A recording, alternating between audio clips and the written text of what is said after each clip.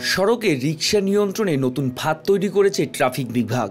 রাজধানীর কাকরাইল এলাকার আইডিবি ভবনের পাশের ব্যাটারি গলিতে বসানো হয়েছে এ ফাঁদ।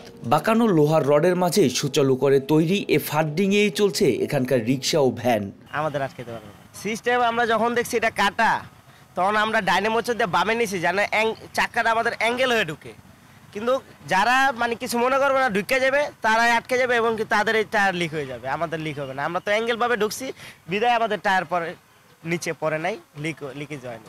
রিকশা চলাচলের নিষেধ সাইনবোর্ড রেখে নিয়মিত পুলিশের উপস্থিতির পরেও এ ফাঁদের উপর দিয়েই চলছে 3 চাকার অবৈধ এই বাহন।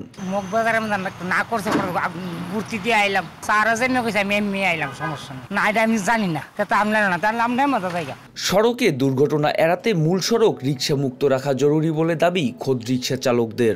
আমার স্কেলে যাওয়া মানা করলে তো যাবো না, আমাকে সমস্যা নেই, বারণ করে শুনি কতগুলো আমাকে বোঝে না, নতুন আসে যারা বোঝে না নিয়ম কালাম তারাই বারণ শোনে না। মহাসড়কে উঠে যাবে না এই কারণে বড় বড় দুর্বল গাড়ি।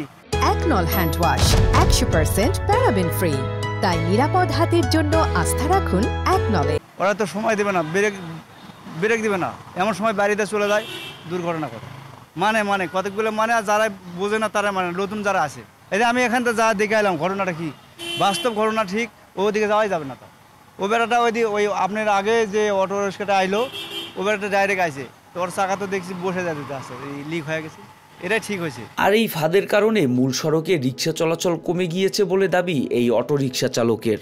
ভালো হয়েছে এটা, বুঝছেন, আমরা মেন রোডে উঠি না, তো এখন প্যাসেঞ্জার নামছে এখানে আমরা চিপাতে ঢুকে গেলাম, বুঝছেন। ট্রাফিক বিভাগের এই ফাঁদ কিছুটা হলেও গতিরোধ করেছে অটো রিকশার। এর সাথে পুলিশের সরব উপস্থিতির কারণে মূল সড়কে রিকশার সংখ্যা অনেকটাই কমে গিয়েছে। মোহাম্মদ সায়েম, RTV।